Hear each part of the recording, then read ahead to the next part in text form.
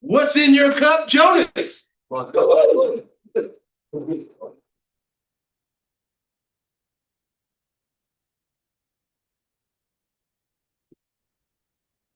o'clock on Friday.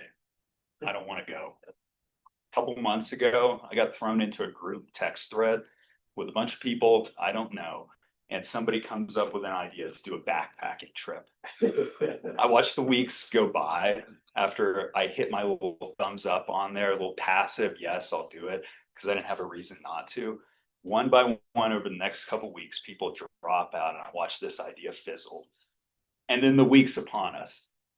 I've got tasks to do, chores to do, and I've got a wife who is completely unenthusiastic about me heading off into the mountains, dumping all the kid duties off on her so I can go play in the woods. I don't want to pack my bag at 11 o'clock at night and do a loadout. I don't want to fight 3 hours of Denver traffic to get up to the trailhead. And I don't want to spend a couple of days hanging out with a bunch of guys that I don't know and I probably won't see again doing small talk with them. But I did the thumbs up, so I'm going. I get in the car and I start thinking to myself, I think about my cup. This one's mine. Yours is probably sitting around here somewhere else. This cup, this represents the time that we have in life.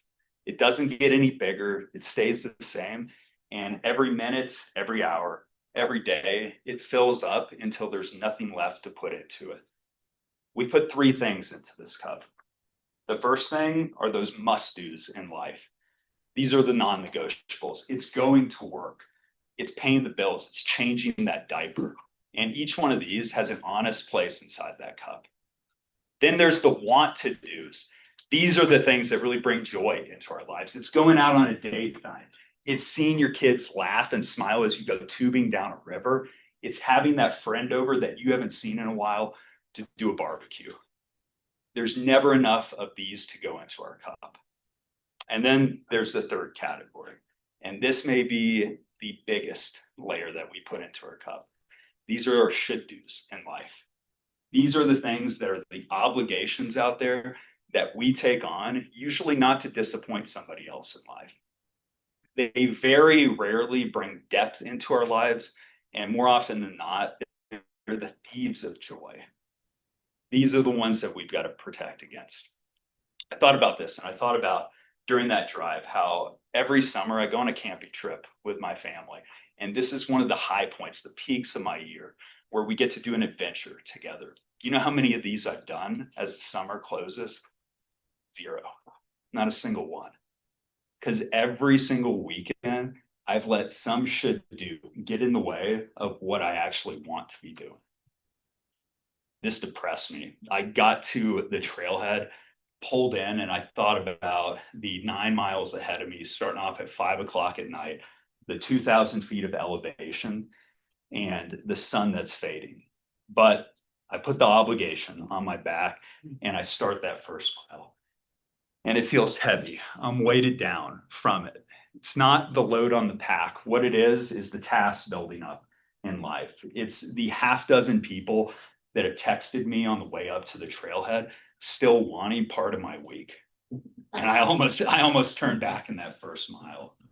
But I go into the second mile. My breathing gets heavier. By the time I hit the third mile, I'm leaking out sweat. I'm breathing heavy. And for the first time, I don't have space to think about it anymore.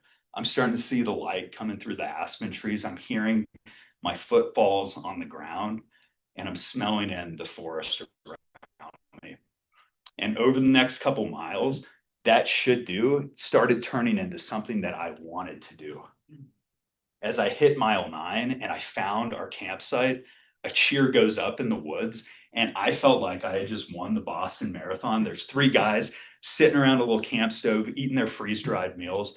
As I come into camp, I sling my backpack off and I sit down with them. I grab out my meal and we sit there and we eat. We pass around like a little bottle of moonshine. And as we're talking and laughing, a lull comes into the conversation. One of the guys that I had met before, Jamie pauses and he looks up and he says to the group, you know, like, guys, this trip, it really felt like a burden to me. And I almost canceled coming. And one by one, each one of us said the same thing. We each realized that this was a should do in our life. He paused again. He looked back up, said, you know what? Being here with you guys, seeing that right there makes it all worth it. I held on to that after that trip, and I've tried to change some things in life, tried to be a little bit better guardian against what's going over the rim of my cup. I put that date night out there, gone out with my wife. I've spent time inviting friends over, having that barbecue and that family camping trip. It's on the calendar because this cup, it's not getting any bigger for you. Instead, you've got to be a better custodian about what goes into it. And I'll be realistic with you. We can't protect that cup from every should do in life.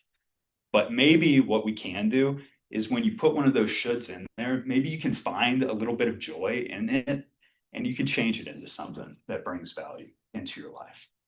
Because in the end, the thing that matters most, the thing that we should all be asking is what are you pouring into your cup? Thank you.